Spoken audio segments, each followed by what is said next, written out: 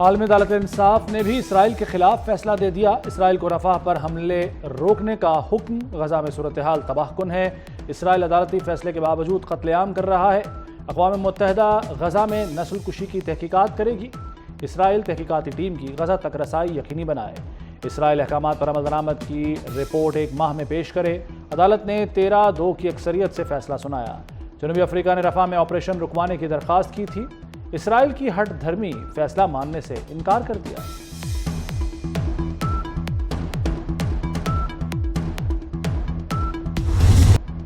Ebrahim Raisi کا ہیلی copter کسی دہشت گردی کا نشانہ نہیں بنا۔ ایران نے تقریبی کارروائی کے تاثر کو مسترد کر دیا۔ ابتدائی رپورٹ کے مطابق صدر رئیسی کا ہیلی کاپٹر اپنے پہلے سے طے شدہ راستے پر تھا اور پرواز کے راستے سے نہیں ہٹا۔ ہیلی کاپٹر کی واقعات سے گولیاں لگنے یا کسی تقریبی کارروائی کے کوئی شواہد نہیں ملے۔ سرد موسم اور دھند کی وجہ سے امدادی کارروائیوں میں مشکلات ہوئیں۔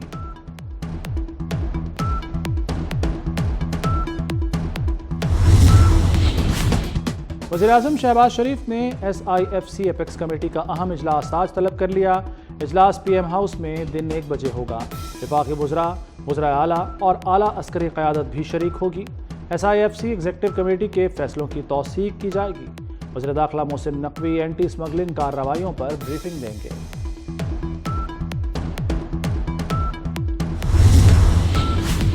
لاپتہ شاعر احمد فرحاد کی بازیابی کا کیس اسلام آباد ہائی کورٹ نے ISI اور MI کے سیکٹر کمانڈر کو طلب کر لیا۔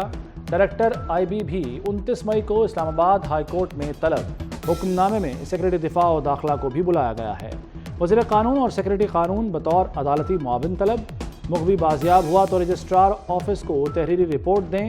جسٹس محسن اختر کیانی نے لاپتہ افراد کے کیسز براہ راست نشر کرنے کا حکم دے دیا۔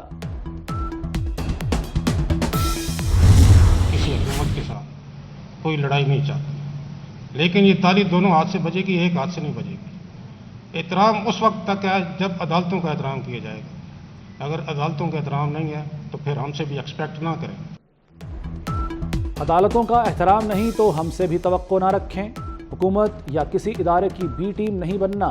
Chief justice Lahore high court Malik Shahzad Khan کا تقریب سے خطاب۔ کہا لڑائی نہیں چاہتے لیکن تالی دونوں ہاتھوں سے بجتی ہے۔ عدالتی نظام کسی طاقتور کے لیے نہیں بنایا گیا۔ عرش والے کا خوف ہے، فرش والوں سے نہیں ڈریں گے۔ اگلے جہان میں حساب ہوگا تو کوئی ساتھ نہیں کھڑا ہوگا۔ T20 ورلڈ کپ کے لیے 15 رکنی قومی اسکواڈ کا اعلان۔ بابر اعظم تیسری بار T20 ورلڈ کپ میں ٹیم کی قیادت کریں گے۔ سائم ایوب پہلی بار میگا ایونٹ کھیلیں گے۔ فخر زمان، شاہین آفریدی اور محمد عامر شامل۔ محمد رضوان، شاداب خان اور نسیم شاہ بھی حصہ۔ افتخار احمد، اماد وسیم، ابرار احمد اور عباس آفریدی بھی اسکواڈ میں شامل۔ حارث رؤف، عثمان خان اور اعظم خان کا نام بھی فائنل۔ اسلام آباد میں PTI کا مرکزی دفتر سیل۔ PTI نے اسی جگہ میدان میں پارٹی اجلاس منعقد کیا۔ بیرسٹر گوہر نے CDA کی کارروائی کو یلغار قرار دے دیا۔ عمر ایوب بولے فرسودہ نظام نے کارروائی کی، ہم لڑیں گے۔ شبلی فراز نے کہا یہ سیاسی طور پر PTI کا مقابلہ نہیں کر سکتے۔ نہ صرف CDA کا یہ اپنا فیصلہ تھا بلکہ اسی ایوان بالا کی جو سٹینڈنگ کمیٹی انٹیریئر کی جس کے چیئرمین محسن عزیز صاحب تھے، سینیٹر محسن عزیز میرے بھائی، میں خود اس کا رکن رہا ہوں، انہوں نے اپنی کمیٹی میٹنگ میں CDA کو کہا کہ آپ تجاوزات کے بارے میں اپنا کام تیز کریں۔ پہلا نوٹس جو ہے ان کو وہ 2020 میں دیا گیا جب ان کی اپنی حکومت تھی، اپنے ہی دفتر کی بابت۔ پچھلے سال دوبارہ انہیں یاد دہانی کرائی گئی کہ آپ نے 2 فلور جو ہیں بغیر نقشے کے، بغیر منظوری کے اس پہ بنا رکھے ہیں، اور اس کے ساتھ ساتھ آپ نے پبلک ایریا کے اندر کنٹینرز بھی لگا رکھے ہیں اور پارکنگ شیڈ بھی بنا رکھے ہیں، آپ انہیں ریموو کریں۔ وزیر قانون کا PTI سیکریٹریٹ پر CDA کارروائی کا دفاع۔ اعظم نذیر تارڑ بولے CDA کی کارروائی قانون کے مطابق ہے۔ PTI سیکریٹریٹ کی 2 منزلیں نقشے کی منظوری کے بغیر ہیں۔ کنٹینرز اور پارکنگ شیڈز بھی تجاوزات ہیں۔ CDA نے 4 سال قانونی تقاضے پورے کیے پھر کارروائی کی۔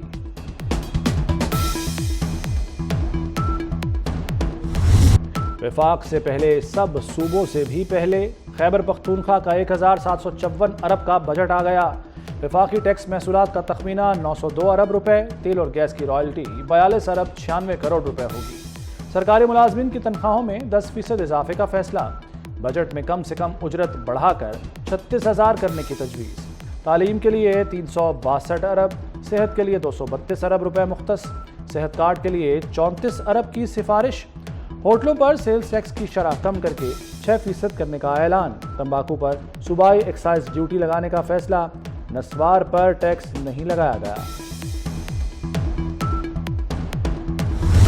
आपका IMF के साथ रिलेशनशिप को ख़तरे में डाला जा सके और इमरान खान साहब की ये गैर जिम्मेदाराना और जो गैर संजीदा सोच है, ये एक दफ़ा फिर उसकी अक्कासी करता है। खैबर पख्तूनख्वा की हुकूमत वफाकी बजट के अनाउंसमेंट का पहले इंतज़ार करती, इसके अलावा कोई संजीदा और जिम्मेदार सियासत का इसके अंदर कोई पहलू नहीं है। वज़ीर ममलिकत अली परवेज़ मलिक की खैबर पख्तूनख्वा के बजट पेश करने पर कड़ी तनकीद। कहा PTI की खैबर पख्तूनख्वा हुकूमत ने वफाक से पहले बजट पेश किया। बजट का मकसद IMF से ताल्लुक़ को नुकसान पहुँचाना है। माजी में भी PTI ने मुल्क को दिवालिया करने की कोशिश की थी।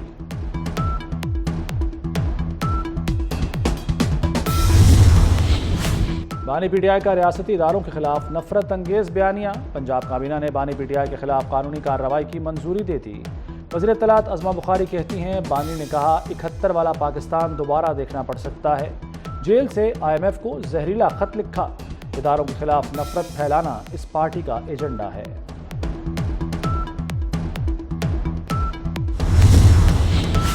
इस्लामाबाद हाई कोर्ट ने पेमरा को TV चैनल्स के खिलाफ तादीबी कार्रवाई से रोक दिया। अदालती कार्रवाई की रिपोर्टिंग पर पाबंदी के खिलाफ दरखास्त पर पेमरा को नोटिस। सेक्रेटरी इत्तलात को भी नोटिस जारी कर दिया गया। पेमरा नोटिफिकेशन के खिलाफ दरखास्त पर समाअत 28 मई तक मुलतवी। चीफ जस्टिस आमिर फारूक ने कोर्ट रिपोर्टर्स तंजीमों की दरखास्त पर समाअत की।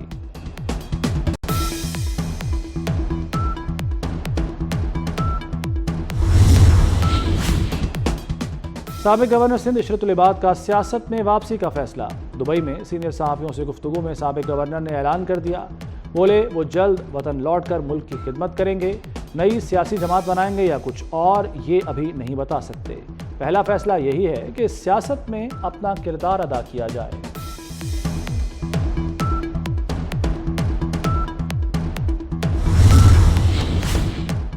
मनी लॉन्ड्रिंग के मरकजी मुलजिम मुनीस इलाही के खिलाफ शिकंजा सख्त। FIA ने रेड नोटिस के लिए इंटरपोल हेडक्वार्टर्स से राब्ता कर लिया। गिरफ्तारी के लिए रेड वारंट पर जारी करने का प्रोसेस मुकम्मल हो चुका। हुकूमत ने नए कर्ज के लिए IMF के मुतालबात मान लिए। तहरीरी यकीन दहानी करा दी। आमदन बढ़ाने के लिए मजीद टैक्स लगेंगे। डॉलर रेट मुकर्रर करने की यकीन दहानी। निजकारी प्रोग्राम आगे बढ़ाने और हुकूमती इदारों में गवर्नेंस के मसाइल हल करने का वादा। तवानाई के शोबे में भी इस्लाहात की जाएंगी।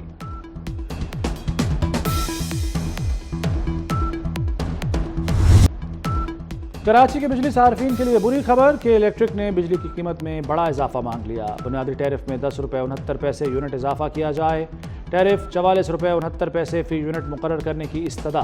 के इलेक्ट्रिक का मौजूदा बुनियादी टैरिफ 34 रुपये फी यूनिट है। नेपरा ने के इलेक्ट्रिक की दरख्वास्त पर शराकतदारों से 7 रोज में राय मांग ली।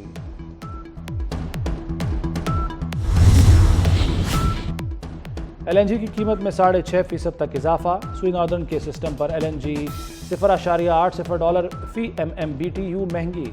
नई कीमत $13.74 फी MMBTU मुकर्रर। सुई सदर्न के लिए भी दाम बढ़ा दिए गए। ओगरा ने मई के लिए नई कीमत का नोटिफिकेशन जारी कर दिया।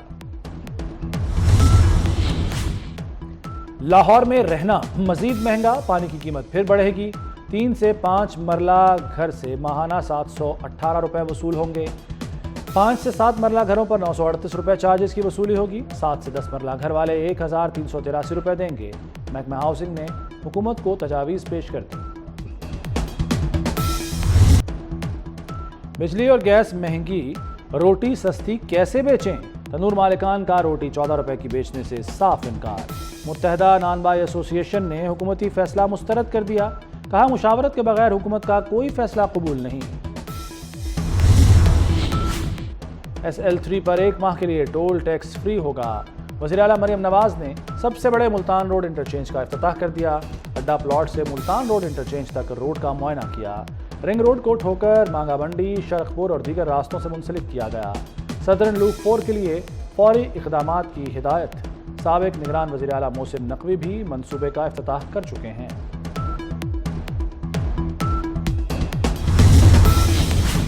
پاکستانی طلبہ کی کرغزستان سے واپسی کا آپریشن ختم، 4,500 طلبہ واپس پاکستان آئے۔ دفتر خارجہ کا کہنا ہے کہ فیک نیوز سے پاکستانی طلبہ اور ان کے خاندان پریشان ہوئے۔ طلبہ کی درخواست پر وطن واپس لایا گیا۔ کرغزستان میں صورتحال معمول پر آ چکی ہے۔